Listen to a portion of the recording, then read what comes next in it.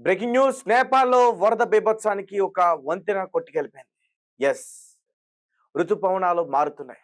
అయితే వర్షాలు బీభత్సంగా పడుతున్నాయి నేపాల్లో. ఇటు భారతదేశంలో కూడా బీభత్సమైన వర్షాలు కురుస్తా ఉన్నాయి.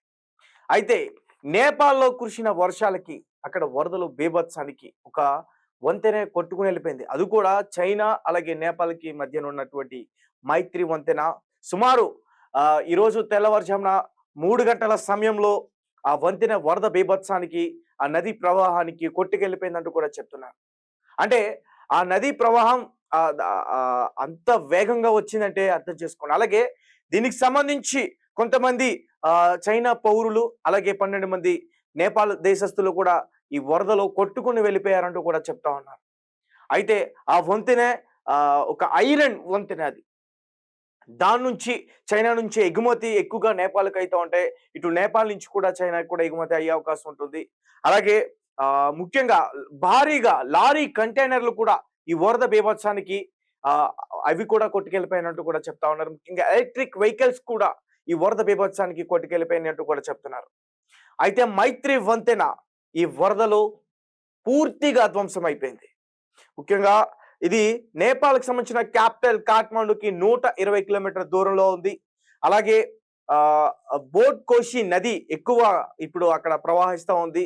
ఈ వర్షాల కారణంగా దాని నుంచి ఎక్కువగా వరదలు బీభత్సాన్ని సృష్టిస్తున్నాయంటూ కూడా చెప్తా ఉన్నారు. అయితే రైట్, దీనికి సంబంధించిన పూర్తి విషయాలన్నీ కూడా నేను ఒకసారి అందించే ప్రయత్నం చేస్తాను. ఒకసారి మన స్క్రీన్ పైన చూడొచ్చు. అక్కడ వరదల ధాటికి అక్కడ ఆ కంటైనర్లు ఏ విధంగా కొట్టుకెళ్ళిపోతున్నాయి అనేది కూడా మనకి క్లియర్ గా కనిపిస్తా ఉంది. చైనా అలాగే నేపాల్ సరిహద్దులోని బొటోకోషి నదిలో నిన్న రాత్రి వరదల కారణంగా నేపాల్ సరిహద్దు ప్రాంతంలో భారీ నష్టం వాటిల్లింది. ఈ వరదలు నేపాల్ చైనా మధ్య ఉన్న ఏకైక వాణిజ్య కేంద్రంగా రసువా గాదిని కలిపే మైత్రి వంతెనే కొట్టుకెళ్ళిపోయింది.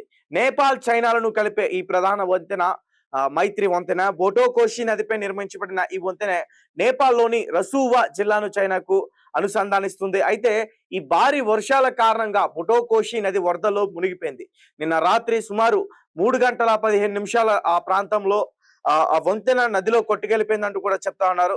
అయితే ఈ వంతెన ద్వారా చైనా నేపాల్ మధ్య ప్రతిరోజు కొన్ని లక్షల రూపాయల విలువైన వ్యాపారం కూడా జరుగుతుంది అంటూ కూడా చెప్తున్నారు. అయితే ఈ వరదల వస్తువులతో నిండిన డజన్ల కొద్ది కంటైనర్లు కూడా కొట్టుపోయాయి.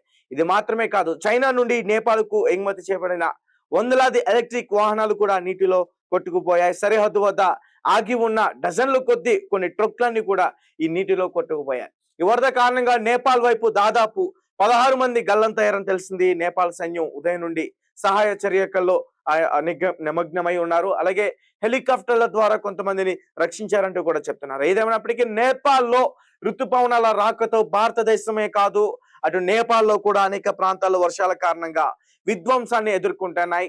నదులు భయంకరమైన రూపంతో ప్రవహిస్తున్నాయి. పొంగిన వరదలతో చాలా చోట్ల జనజీవనం అస్తవ్యస్తంగా మారింది.